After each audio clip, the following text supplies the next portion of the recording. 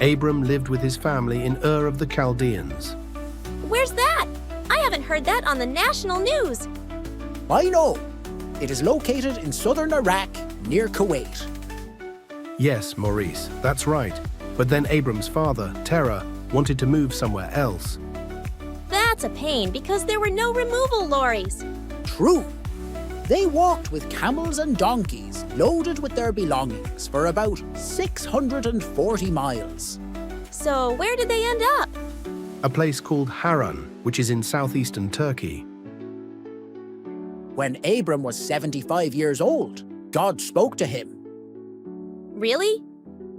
Go from this land with your wife and all your servants to a land I will show you. I will make you into a great nation. You'll be blessed, and your name will be great. Through you, everyone in the world shall be blessed. That sounds unlikely, but I will go with it. So Abram set off with his wife, their servants, and his nephew Lot. Yeah, they had to carry a lot. A lot of stuff. You misunderstood. Lot was his name. Oh, right, Lot. Okay. Yes, they did have to carry a lot of stuff, and they walked for nearly 500 miles. They arrived at Shechem. That's in Israel, but then it was called the land of Canaan. There were tribal groups living there, known as the Canaanites.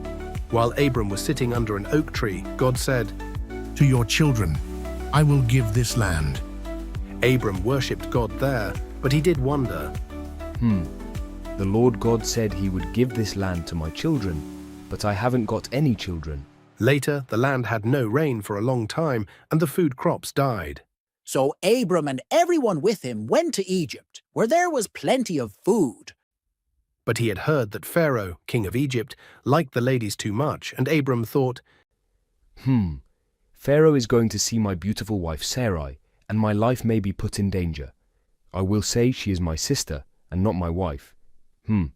Well, she is my half-sister after all. Unfortunately, this did not work out very well for Abram, because Pharaoh found out. What have you done to me? Why didn't you tell me she was your wife? Get out of here now! Whoops! Perhaps Abram forgot to trust God in Egypt. So they all went back to the land of Canaan? Yes, Priscilla, but the next thing Abram did really showed a huge amount of trust in God. Abram and his nephew Lot had large numbers of cows, sheep, and goats.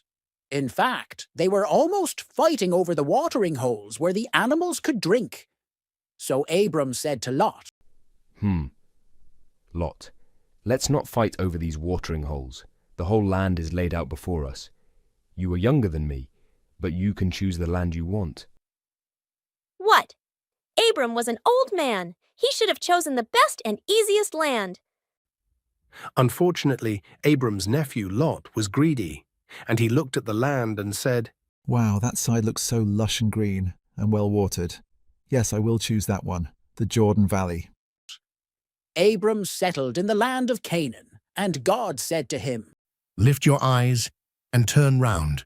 All the land you see I will give to you and to your children forever.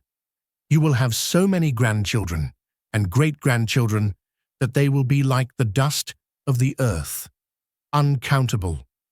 Walk through all the land because I will give it to you. God keeps talking about children, but I still don't have any. I don't know how God can do this, but I will trust him. There Abram worshipped God. Later, Abram heard that a local tribe had captured his nephew, Lot, and his family. Abram quickly gathered all his male servants and marched off to rescue them. Abram waited until it was dark. Then he made a surprise attack from two sides, defeated them, and rescued Lot.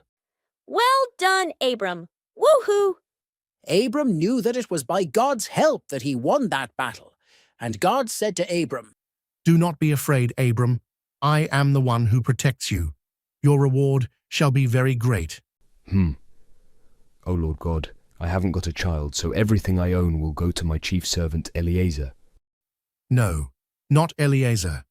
Your very own son shall inherit from you. Step outside and look at the stars. Can you count them? so shall your children and your children's children be. Abram believed in the Lord God, and because he did so, God saw Abram as being right with God.